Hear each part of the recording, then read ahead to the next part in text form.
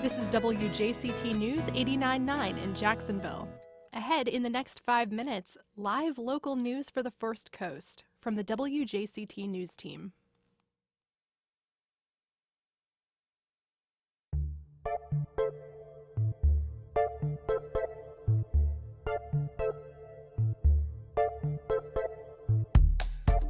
Good morning, I'm Dan Scanlon in for Ann Schindler, and this is First Coast Connect. Today, Duval County Supervisor Jerry Holland joins us with a preview of what voters should expect on Election Day, the status of early voting in Duval County, and he'll take your calls and questions.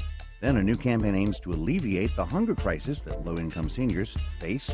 News for Jack Sports anchor reporter Alessandra Pontbriand breaks down the highlights from Saturday's Jaguars preseason game against the Buccaneers. Join the conversation. Give us a call at 904-549-2937.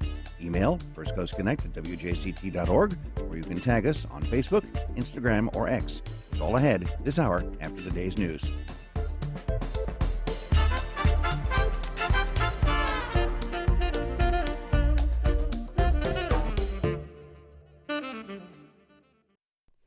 Live from NPR News in Washington, I'm Kristen Wright. President Biden is scheduled to deliver tonight's keynote address in support of Vice President Harris as the Democratic National Convention gets underway in Chicago. NPR's Ben Giles reports. Vice President Harris technically already received her party's nod for president in a virtual roll call vote, but the DNC will formalize her nomination. Democrats plan to use the week to look to the future and draw a stark contrast between the possibilities of a Harris administration compared to a second term in the White House for Trump. But tonight, they'll first focus on the accomplishments of the Biden-Harris administration. President Biden and First Lady Jill Biden are both scheduled to speak this evening. Meanwhile, Trump will hold an economic and energy rally at a manufacturing plant in York, Pennsylvania, as the former president tries to blunt the momentum Harris has gained since rising to the top of the ticket. Ben Giles, NPR News, Chicago. House Republicans released their impeachment inquiry report on President Biden this morning. The nearly 300-page report accuses Biden of enriching himself through family business dealings and concealing the mishandling of classified documents. The report stops short of alleging criminal wrongdoing. Ukraine continues to press into Russian territory. In a video posted on social media, President Zelensky is accusing one of his key allies of slowing down its support for his country's defense. NPR's Lauren Freyer reports. Ukrainian President Volodymyr Zelensky says the UK has demonstrated what he calls true leadership in support of Ukraine, but that unfortunately that's slowed down recently. Zelensky wants the UK, the US, and France to give their consent for Ukrainian forces to fire long-range Storm Shadow missiles at targets inside Russia. He says, quote, long-range capabilities are the answer to the most critical strategic questions of this war. NPR's Lauren Freyer reporting. The artificial intelligence company OpenAI says it has banned a cluster of ChatGPT accounts after finding evidence that their users were linked to covert Iranian operations. NPR's Juliana Kim reports. A recent investigation launched by OpenAI found that Iranian operatives were using ChatGPT to write polarizing online articles and social media comments. The company says the content didn't get much reach, but it was focused on divisive issues like the U.S. presidential election and Israel's war in Gaza. The AI-generated posts cater to both progressive and conservative audiences, and they were written in both English and Spanish. It comes a week after Microsoft's Threat Analysis Center found that Iranian operatives had created websites pretending to be American news outlets. Juliana Kim, NPR News. It's NPR News. And you're listening to WJCT News, 89.9 in Jacksonville. Good morning. I'm Stephen Ponson. It's 9:04. JEA hosts its first combined Jacksonville Small and Emerging Business and Supplier Summit this Friday. The free summit is at the Schultz Center on Boulevard Center Drive, and it will be presented as two programs. The morning session focuses on small and emerging businesses and diverse suppliers, providing information about upcoming opportunities and education on how to successfully do business with JEA. Officials with the utility will discuss upcoming projects that are aligned for their participation, while the afternoon program focuses on major water and electrical projects that JEA has planned for the next 3 years, with information for large suppliers planning upcoming bids. The summit starts at 9:30 Friday morning. You can register at jea.com/events. Libraries in Clay County are now offering tablets for people to use to read newspapers and magazines. The county says some of the newspapers available to read include the New York Times and Washington Post, while magazines like National Geographic and Good Housekeeping are available to read on the tablet starting today. You must be 18 years or older and have an ID to use one of the tablets for no longer than 2 hours at the library. There is a replacement fee of no less than $414 if a tablet is damaged or stolen. This afternoon in Jacksonville, it'll be warm with a chance for rain, highs in the mid-90s. With the heat index, it'll feel as if it's 103. Rain's expected to develop late this afternoon and stick around into the evening. For NPR comes from NPR stations. Other contributors include Mill, the food recycler that turns peels, bones, and leftovers into dry grounds for gardens. Or Mill can get them back to a farm. It's built to be odorless and runs automatically at night. More at mill.com.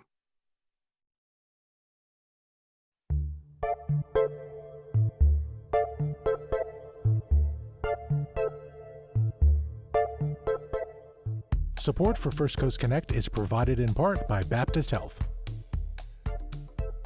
And good morning. I'm Dan Scanlon, filling in for Ann Schindler, and this is First Coast Connect. Today, we talk about early voting, which wrapped yesterday in Duval, and the primary election tomorrow. Duval County Election Supervisor Jerry Holland joins us with a preview of what to expect at the polls, and he, of course, will take your questions.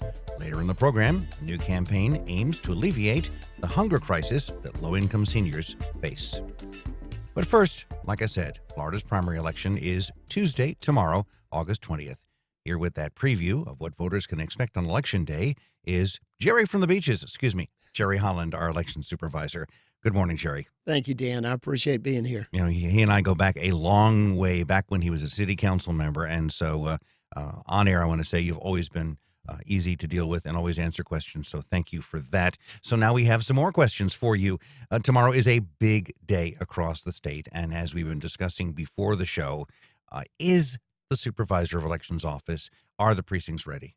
Precincts are ready. And what's nice is also we encourage our poll workers tonight to go set up the locations. They won't open the tabulators or anything that's sealed when it comes to the voting tabulation. But they'll go tonight, set it up. And, you know, if you've never been a poll worker, those who are listening that are, they're very excited about elections. You know, they love getting there. It's the camaraderie of the group and the fellowship and helping voters. So it's a fun day for them. And what are the biggest questions that you're getting? Like what today, when you go to the office, that phone's going to ring, the email's going to buzz. What are the biggest questions coming to you from potential voters or those who've already voted early? Well, most of the questions today, the day prior to election, is where do I vote? You know, where is my precinct at? You can go online, duvalections.gov, and there's actually a precinct finder, which you put in your name and address, and it'll tell you where. Or you can call us at 255-VOTE, and we'll look up the location for you. We want to make sure you find that location. Now, I will say, a lot of the polling locations have changed. We had a lawsuit last year before coming into office, and it caused us to have to reduce our precincts because we had too many in some areas and too few in other areas. And so for a lot of people, we think somewhere around 225,000 voters, your polling location or your polling number has changed. So hopefully you still have that mailer that came to you. That sample ballot is so valuable. It shows your location. It tells you who's going to be on your ballot. It's something you should always bring to the polls when you come to vote. You know, I've got you here. I can't pass this one up. For years, to get to my voting precinct, I drive by two others, one of which used to be my precinct. It seems odd that my precinct must be snaking through some portion of the South Side to get to where my correct precinct is, but I'm passing by two others. Why? It's not unusual because what will happen is, let's say yours is on one side of the road and the other two are on the other side. The other two may actually be right at a split. Sometimes it's a split of a city council district. Sometimes we'll put all the same House seat in one precinct versus the other. We try to eliminate those splits. But so often It's the way they're drawn. It's the geographic location of the city council districts. But we do get that. Voters go, why can't I go to that one? It's across the street from my house, and I've got to go a mile down here to another one. It has to do a lot with what's on your ballot and, again, where the city council district lines are. For me as a journalist, though, plus there's a fourth one across Beach Boulevard, it allows me to see how voting is going just by eyeballing it and at 4 precincts. So at least I get an idea of what at least my neck of the woods is getting. Now, tomorrow, of course, people go in, they do the touchscreen or they do the paper ballot. But what about early voting? How did that go? Well, we had about 30% of our voters participate in early voting. Somewhere around, I would say, close to 45,000 voters went to early voting sites, which is, again, we'd like to see that number greater. We'd like to, we like the fact that about 30% of our voters are voting early. Where we're not getting people voting where they used to is by mail.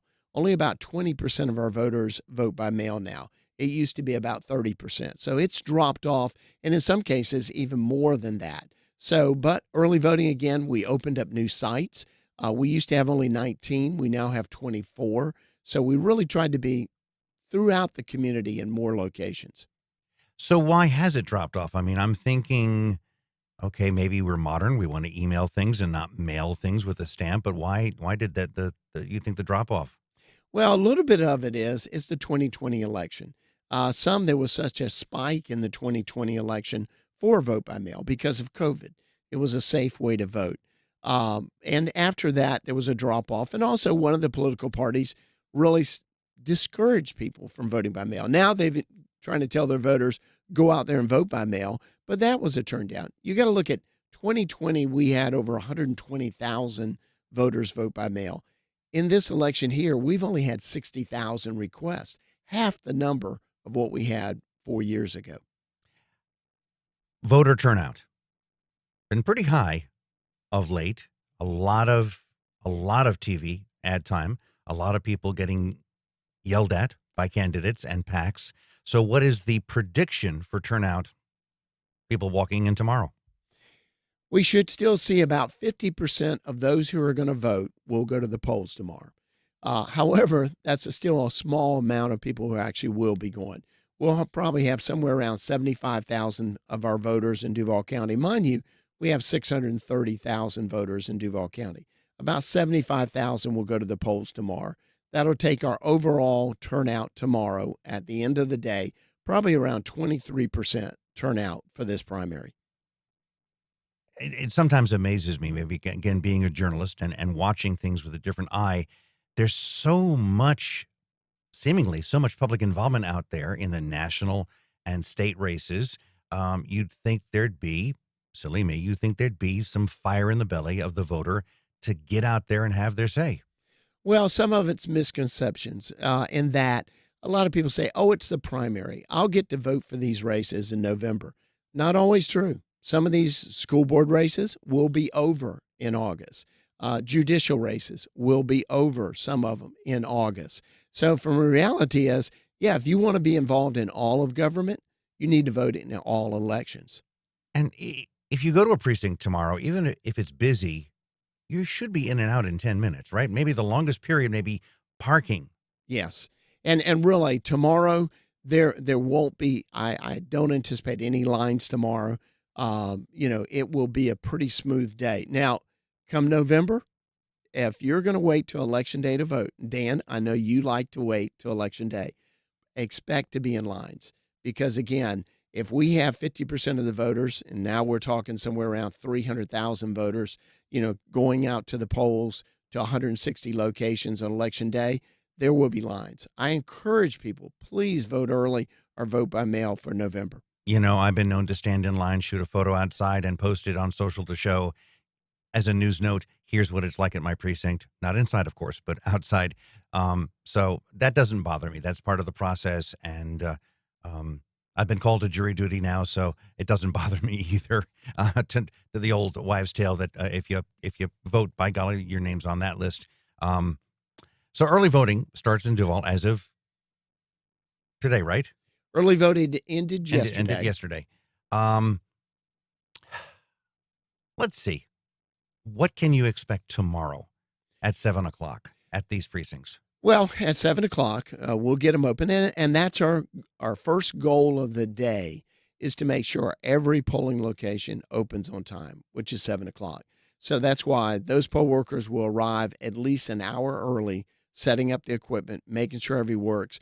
We're there in our command center and call center at the election center over on Imison. We can see automatically if the EVIDs, the electronic voter check-ins, have set up and been ready and everything's ready to go. We can monitor that. We have rovers that are going throughout the city looking at different precincts if they have any problems setting up. But that big initial goal is everything opens at 7. And we will have some people waiting there at 7. And I love that they're waiting for the doors to open. Don't forget, you can give us a call here at First Coast Connect at 904-549-2937. We welcome your calls, and we have Mark from the West Side with a question. Good morning, Mark. You're on the air. Thank you very much. Michelle, I appreciate you being here. I want to know how we can take votes of really big ticket items. Well, I'm not going to say that. How can we take future votes of the Jaguars, where we're talking about hundreds of taxpayer money, out of the hands of the city council and put them in the hands of the citizens for a vote? And I'm specifically talking about this last, these guys, I don't think there was a majority of city council people were all hot about the city council, about the deal with the Jaguars. I think they just wanted to not be the guy that sent the Jaguars packing. And also, a lot of people don't know this.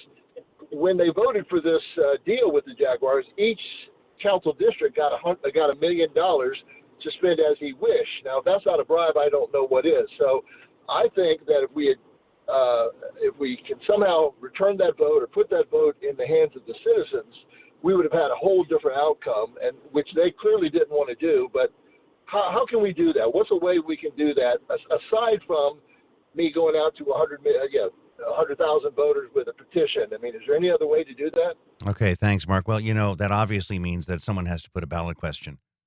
Yeah, and when it comes to that, you really need to set it up ahead of time. You're right. The city council could have said, hey, listen, this is too big of an issue. Let's see what the voters want. And they could have put it on the ballot. But for citizens to put it on the ballot, you really first maybe want to set the bar. Like if the council ever has something in front of them that is going to affect the public in such a way that it's going to be over half of $1 billion, it should go to a referendum. So you could set it up within our charter to do that, but a citizen referendum or a council referendum would have to set that bar to make it a ballot initiative every time. And you're right. A lot of times council members don't want to be on the hook for doing something like that. And but it's not a bad thought to say when we're looking at something that's $500 million, should we get a buy-in from our voters? Even if it's not binding, even if it's a resolution, at least the council would say, this is what the public wants, and I'm representative of the public. So you could do it as a resolution, or you could do it as an ordinance, but you have to set that bar with some kind of citizen initiative ahead of time so that would always trigger that vote in the future. We're getting some social media comment. Andrew emailed, from working the early voting poll, I've noticed a discomforting trend. Far too many voters distrust the express vote option. The common complaint is that it is electronic voting, and also that some kind of chicanery takes place inside the machine once their ballot goes in. It would go a long way to dispel the disinformation if you could address that issue. Well, it's interesting. It comes to the point, someone asked me, what's the difference when I came into elections in 2005 and when I came back now in 2023. In 2005, we were kind of lingering from the hangover of the Chads, and everyone embraced technology. Everyone knew that was a kind of archaic way of voting with the Chads, non-electronic.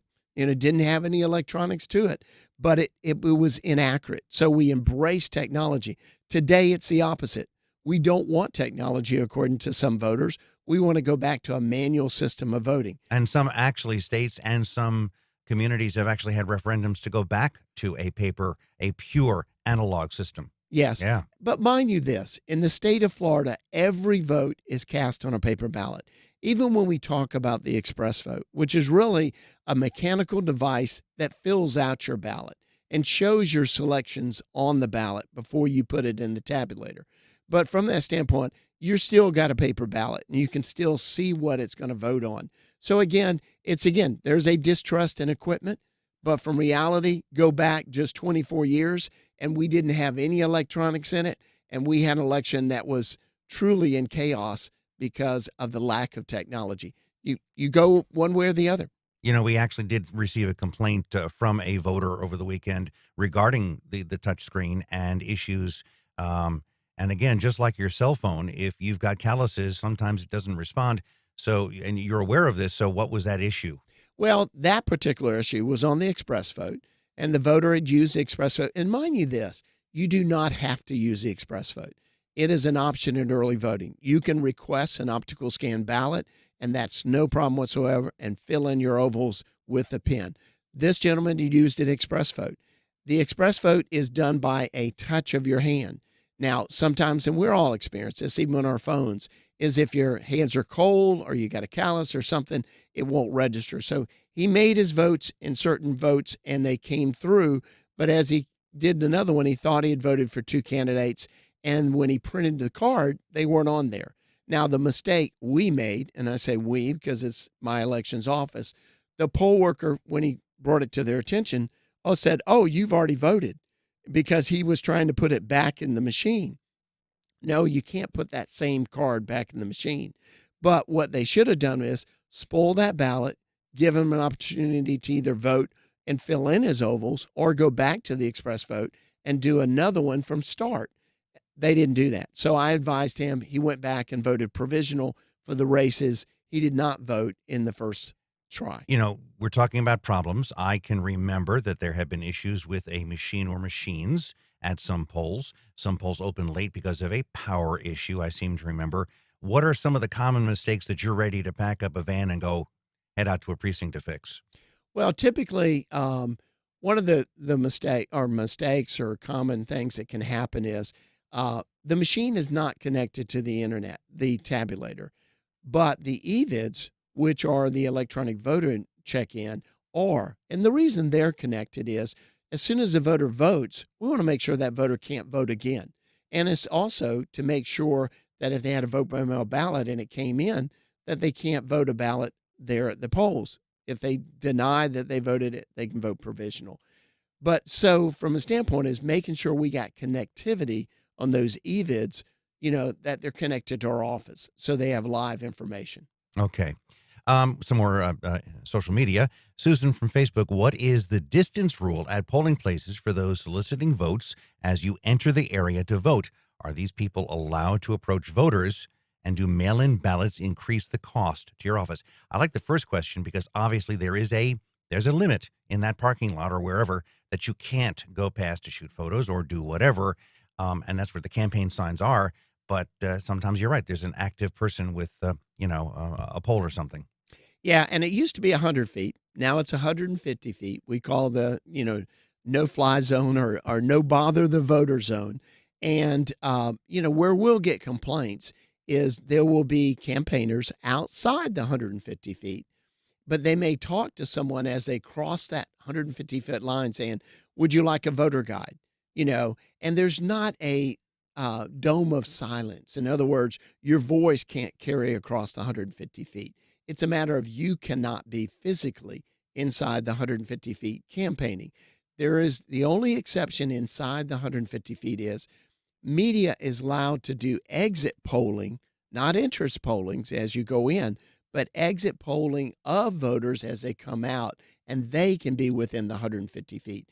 Also, people will go, oh, they're doing this or that outside the 150 feet, or they've got a tent set up.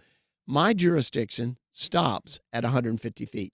What they're doing outside, if you think it's unsafe, if you think they're harassing people, it's now a law enforcement issue. It's now a JSO issue. It's not my issue. I have no jurisdiction outside the 150 feet. Well, we have a call here from Tim in Clay County about security. Tim, you're on the air. Yes, sir.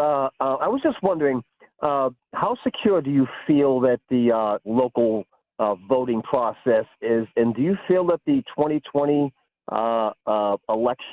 presidential election, was secure or fixed, sir? Thank you so much, and I think you do a great job. Okay, thanks. Thank you very much. I feel very good about the process we do as far as our hardware and equipment. And by that, what I mean is there's such a redundancy. There's a public testing of that equipment to make sure that it's accurate in front of the public. Then it's sealed up. There's no access. You'll hear sometimes, oh, you can take that equipment and program it to do something. One, you got to have access to it. The second thing is we test that equipment to show in front of the public that it has not been altered or anything and that the votes are accurate. And then we seal it up so no one has access until it opens on election day. Also, there is such a redundancy of capturing the vote. There's the paper ballots that all elections can be reconstructed by counting those paper ballots. There is a thumb drive that captures those votes. There is result tapes that are printed the night of the election that are posted on the precinct wall and sent back also to audit what was actually sent in the ballots. And then in addition, when we transmit the results in to put them on the website on election night, it's an encrypted virtual private network that is literally sends it in milliseconds and shuts off.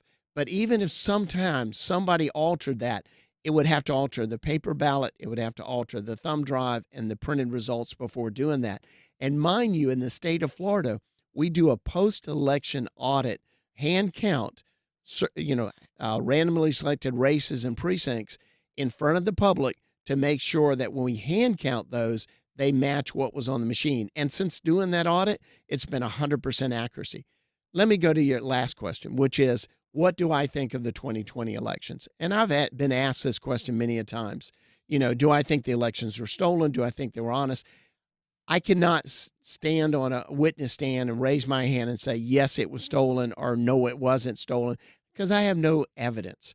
What I do have a concern is the lack of transparency that I saw from election officials throughout the country, covering up windows when something was done, not answering questions. All election officials should always be willing to answer any questions voters ask and pose to them. How we do this, what is the process, show me this, and everything we should do should be open and transparent. That's what I saw that took away a lot of confidence in elections, is that lack of transparency. I have had the honor and sometimes the boredom of standing outside the glass window and watching that process get done. And it is intriguing, but it is laborious. And I even have a vague memory of watching some Chads be looked at way back in the day. I'm surprised you didn't have blind people after that, squinting. And of course, that famous HBO film, some of that was done in this neck of the woods. I know some people who took part. So we got a black eye on that one, obviously, in the state of Florida. We've got another email. Michael, the role of the new state laws that require frequent renewals for mail ballots. And, as you talked earlier about maybe why are there fewer requests for vote by mail ballots? Yes, the Florida legislature tightened up the requests. When you request now a vote by mail ballot, you must give either your social, last four digits, your driver's license. You must be that person, or it must be for an immediate family member. Also, what also changed in Senate Bill 90 is after every federal election, you must renew your requests. In other words, right now, after this 2024 election, every request in the system will expire on December 31st. So for the 2026 election, we'll start off with 0 requests, and everyone must do it again. And again, that was to make sure we didn't have these lingering requests, or somehow a deceased voter was still on the rolls, requesting one, and still a ballot floating out there that could be abused or used. And in case you don't know, actually, your driver's license is undergoing more security changes. As you go to renew, there's a numbers situation. Let's take Tom from NAS Jacksonville with a question. Tom, you're on the air. Oh, thank you. You were talking about mail-in ballots, and I was talking to the screener. I cannot depend on my post office. I can't trust a mail-in ballot. I live on the west side. I can go 4 or 5 days without getting mail, and this is not unique. This is my whole neighborhood.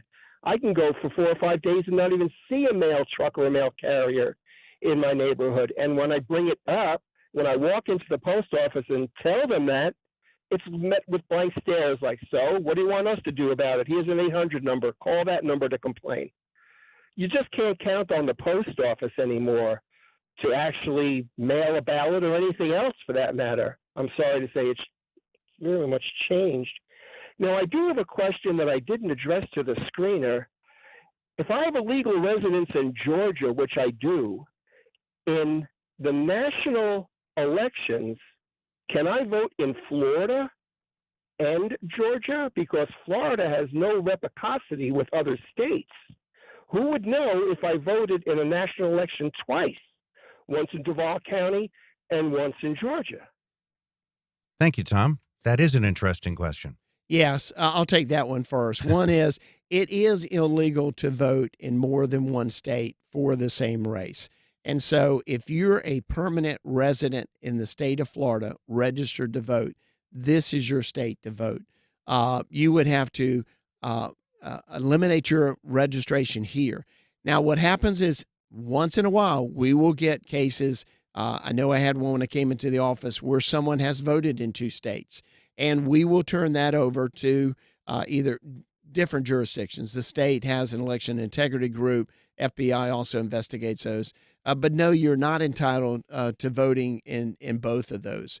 On your first question, what was that first one, Dan? It was on the, I lost it there for a second. I'm sorry. I didn't vote in that one. He doesn't trust the mail. He doesn't trust the mail. Yeah, let me and talk I about agree, that. because my poor postal guy shows up at 6 o'clock at night sometimes. Yes. Not trusting the mail. That's one of the and believe me, you're not by yourself, because that's why in the state of Florida, in early voting sites, there is what's called a secure ballot intake. And there is a poll worker sitting right next to that secure ballot intake. And you can go to any early voting site and drop that off at the early voting site, and we pick it up, and it's never handled by the United States Postal Service. So you're not the only one. We probably get somewhere around 20% of our vote by mail ballots actually dropped off to us, and those are the locations where you can drop those off. Unfortunately for some, their means of voting is only vote by mail. They're homebound or in nursing homes, and this is their methods, or they're out of town, or they're military stationed somewhere outside our country, and they have to rely, on the U.S. Postal Service. We do have some assisted voting for the military that allows them to email back in their ballots, not to rely on that. And also in the general election, the military ballot actually gets another 10 days after the election to come in for the time period. But you do have concerns that other voters have, and I can appreciate that. I definitely express, go vote. If it's one of the ways you want to vote, drop it off at an early voting site if you still want to vote by mail. Okay, so as we wrap this up, let's take the old joke and change it. Vote early, do not vote often, right? Yes. Jerry Holland, Supervisor Elections, Duval County, a very familiar source for me. Thanks, Jerry. National Senior Citizens Day. It's a great opportunity to celebrate the contributions that older adults make in our community. It's also a harsh reminder of the thousands of local seniors who are forced to make tough daily decisions between groceries or medicines, and the problem is getting worse. So, joining me to talk about this is Linda Levin, CEO of ElderSource, and Abigail Costly, who's manager of direct programs at ElderSource. Welcome to both of you. Thank you. Thank you. I'm 68 years old, so I'm elder now. It's hard to believe sometimes. And I've interviewed you guys before, but for those who don't know, Linda, what is ElderSource? What does it do? So ElderSource is a nonprofit. We are designated by the state of Florida to be the Area Agency on Aging and the Aging and Disability Resource Center for Northeast Florida. We cover 7 counties, and we help older adults and caregivers to live and age in their homes and community for as long as possible with independence and dignity by funding programs and services that help them to do that, and then managing those dollars and connecting people to the necessary resources. I've talked to you, for example, about scams that the elderly face. There's been some issues of late where I've spoken to ElderSource about them, and that's certainly an issue. But let's now get down to the nitty gritty. I have, as I told you before the show, had an issue where there was a brief period of time I made a mess up on my insurance, and I had to hoard some pills.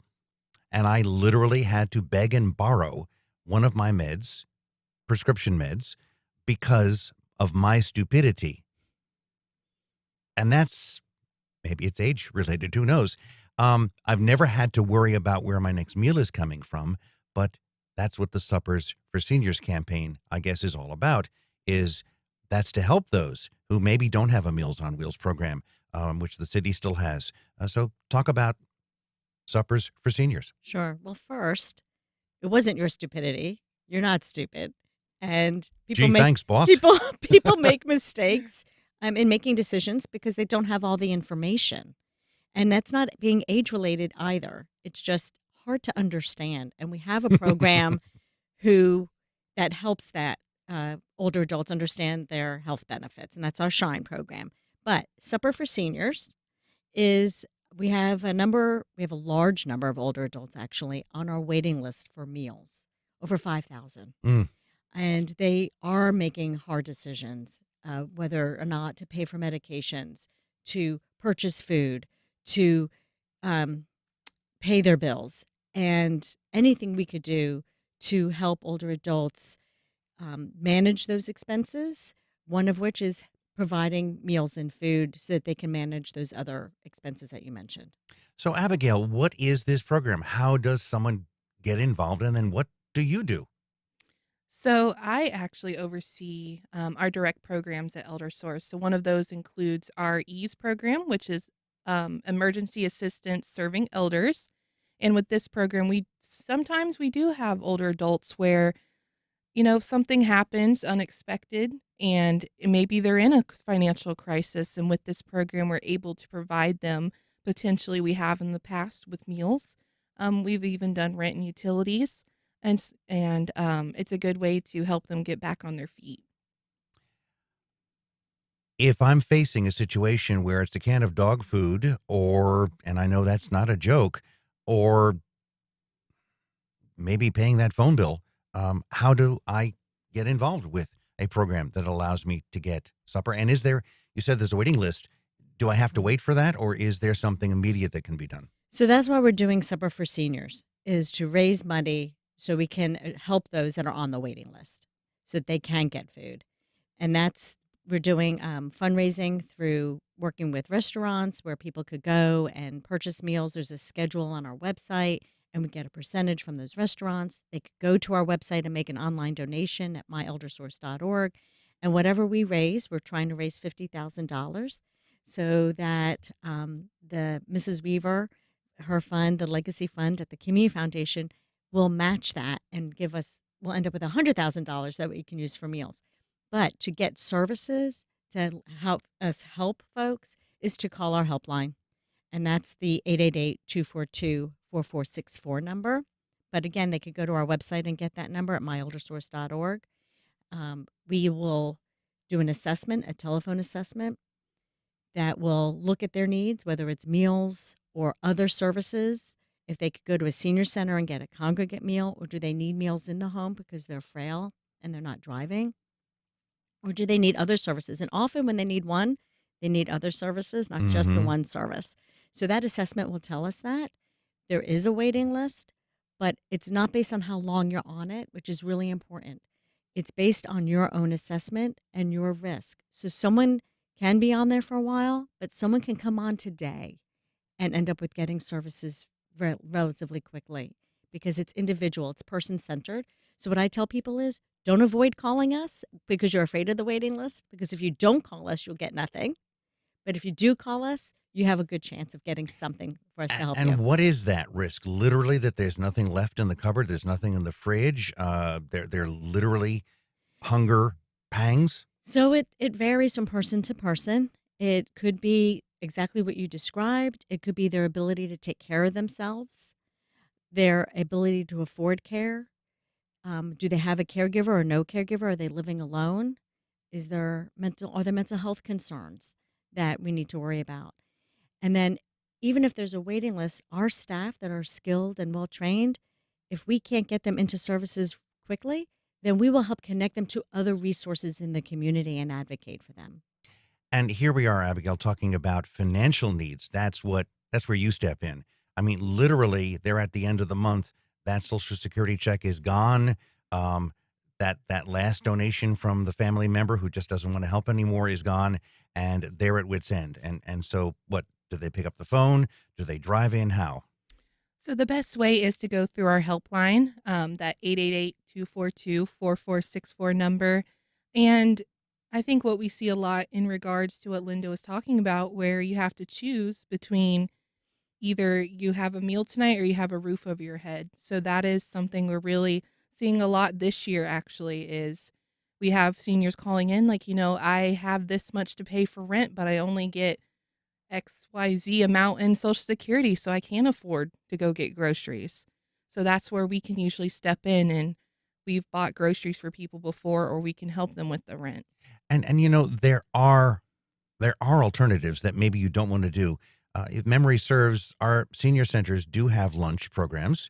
There are food banks that many agencies have, and it's not just for that family that's unhoused. It's for anyone who provides a need. Arlington has it. Mandarin has it. I mean, it's hard to believe Mandarin. I used to think, wow, Mandarin. But, so there are alternatives out there, and I'm sure that's part of what you guys are telling them is there are catch-alls. Yes, exactly. The EASE program that Abby is talking about, it's not an ongoing program. It's a one and done, but we try to resolve the underlying cause of their problem. And the part of that is connecting them to those other resources. So our helpline and our staff in EASE will refer people to those other places where they can get assistance. And we have many partners in the community that we work with to help get them connected to those resources. And it's a matter of being person-centered and, wrap around. How can we help them with everything that they need? So what precisely does EASE offer? I mean, are you given a voucher? Are you given instructions, directions? What? So currently, EASE is funded by two community foundations, the Dolores Bar Weaver and the Jim Moran Foundation. And with these grants, we specifically serve those that are having a one-time crisis.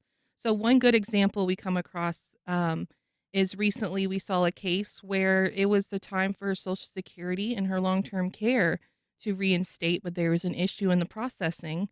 So she calls us and says, I don't have enough food for over the weekend, and I could, I don't want to have to end up in the hospital. So in that situation, we knew it was a one-time thing and that she was working with ElderSource staff to get reinstated. So then we were able to provide her food because we knew, in a couple weeks she'll be fine and she'll have her benefits back and she can afford the food. And again, another common one we see, you end up going into the hospital, you have medical bills to pay. That's unexpected. You don't plan to go to the hospital. And so maybe they can't afford their rent because they had to pay this bill. That's where we step in and we can solve that crisis by helping them to get out of this financial crisis that they're in, and we solve that. And again, if it's money management, we can refer them out to help with that because sometimes that's all it is. We've got a phone call. Charles on the west side. Charles, you're as young as I am at age 68. And what's your question? Good morning. My basic problem is besides picking mom up off the floor when she falls on occasion, she's 88, but how can I get some assistance with somebody to help me vacuum and mop the floors? So thank you. Yeah, the basics that calm you down, that help you survive and maybe even thrive. Yeah. Yep. So the best thing to do, Charles, is to call our helpline, and that is 1-888-242-4464, and speak with one of our staff there. They can help you find the resources in the community that may be able to help you. We also have, for family, caregiver support programs. So even helping our caregivers is so important. What kind of support can we offer you as a caregiver? So give us a call and see how we can help. Obviously, the core of this is to donate to this dinners program. The Dolores Bar Weaver program, I've had the honor of knowing the Weavers for years, and they're wonderful. You talk about Jim Moran, obviously, automotive. Those are two agencies that have around, organizations that have been around for decades here helping, but they can't do everything. It seems like they do, but they can't. You've got to reach in, I guess, and help to get that match, right? We do. We do. We need to raise that $50,000, and then we'll get the matching grant from Mrs. Weaver. And we're so appreciative of the Weavers and the Morans for the help they offer. We're able to provide the assistance we were able to because of them. We can't help everybody, but we do help those most in need and those in a crisis. And but we do need the community. It's a community effort. So any help we can get would be great. You know, as we wrap up here, who is most at risk? Is it a demographic group? Is it an age group? If you're 85, if you're 69 and Hispanic or African American, is there any in Jacksonville or in this area that's most at risk? Well, there's always disparities among populations, but really it doesn't have to, it's not about that. It could be any age and any person. It's not necessarily age related. My mom is actually, today's her birthday. She's turning 89 Happy today. birthday. And my dad is 92, and they live on their own and they're doing great. And we serve people who in their 60s who are not doing so great. So it's not an age thing. So anyone can call us at any age, 60 and older. Unless you're a caregiver, you could be younger, taking care of someone who's older. We're happy to help you any way we can. Okay. Any final thoughts here for people to learn about ElderSource, to learn about elderly care and assistance? I would say call our helpline, again, 888-242-4464, or you can go to our website, myeldersource.org. Has tons of resource information. If you don't want to call, you don't have to call. Just go there, get the information. There's a chat feature. You can even do it through a chat. And is it food? Is it money? Is it support? Is it just a listening ear? What's the most important right now for these 5,000 plus that might be at need? Yes. Okay. To all of it. But right now we're trying to raise out that money so that we can provide the meals for those 5,000. Okay. Any last thoughts, guys?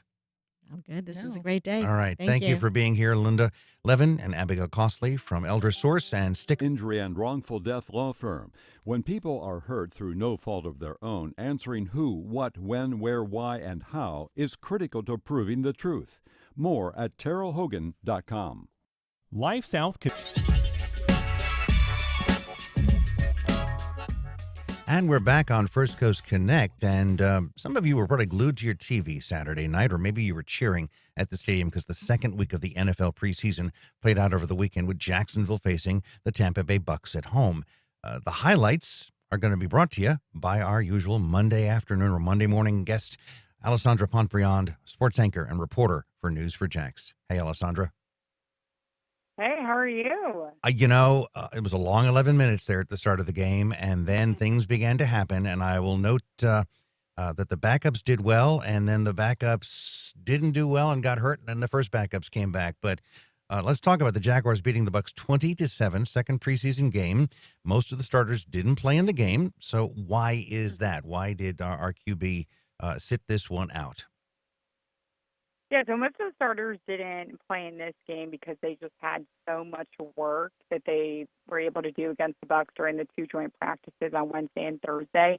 A lot of NFL teams didn't make their starters play this second preseason game because most of them were in joint practices. So this is not surprising at all.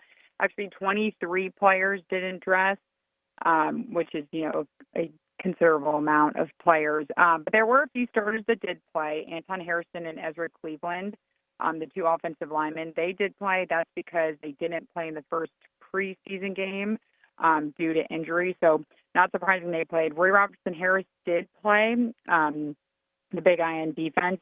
That was a little surprising because he is a veteran. There really was no word exactly why he played. Maybe they just wanted to see a little more work from him.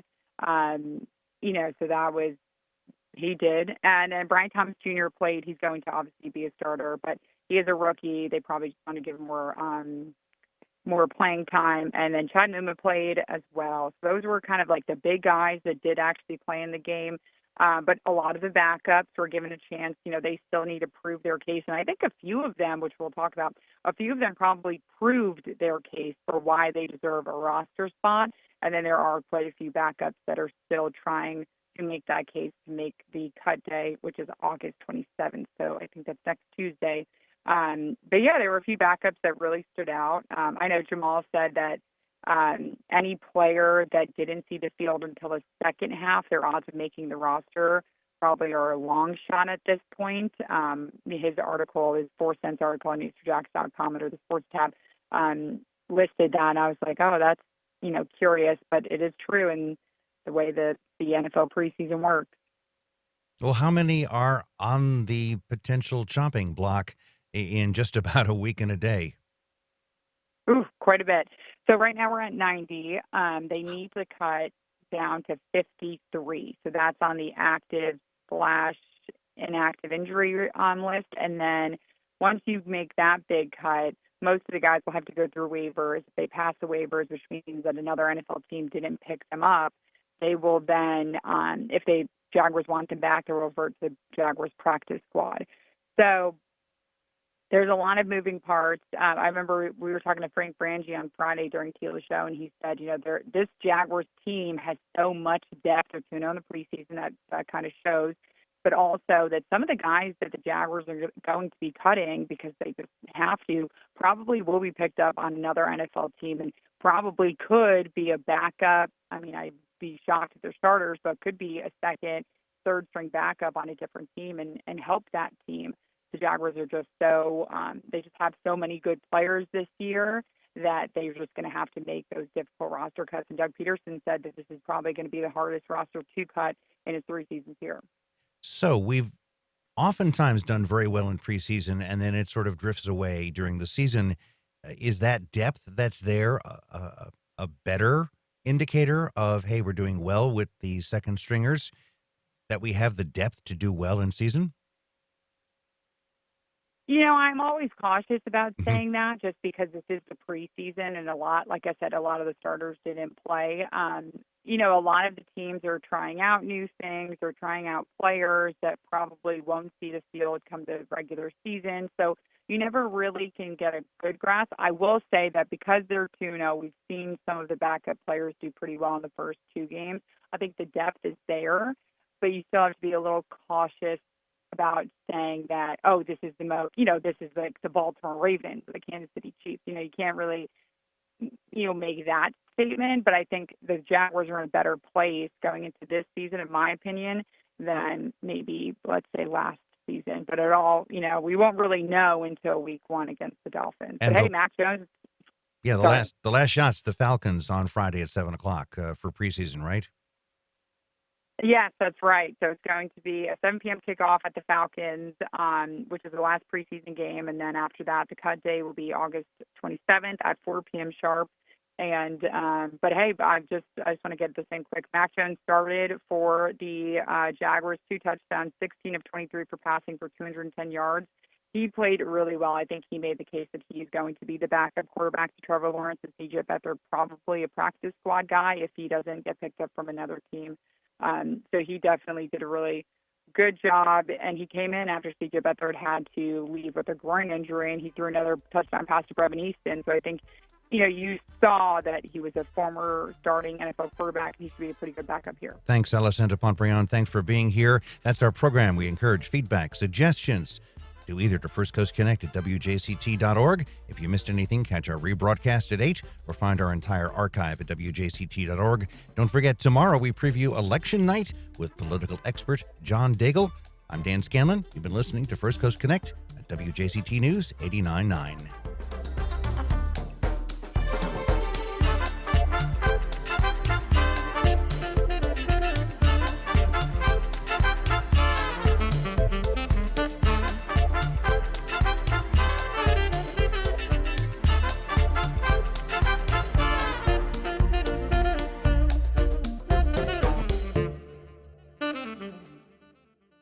Support for First Coast Connect is provided in part by Baptist Health. Baptist Health is a proud supporter of First Coast Connect. Baptist Health, committed to building a healthier community for all of us. More info at 202-4YOU or BaptistJax.com. The Cummer Museum of Art and Garden's new exhibition, Fabric of a Nation, American Quilt Stories, from the Museum of Fine Arts, Boston, on view through September 29th. Visit cummermuseum.org for more information. The Democratic National Convention starts tonight in Chicago, and President Biden is expected to take the stage. I'm Scott Detrow. Join me for live special coverage from NPR News. Tonight at 9 here on WJCT News 89.9.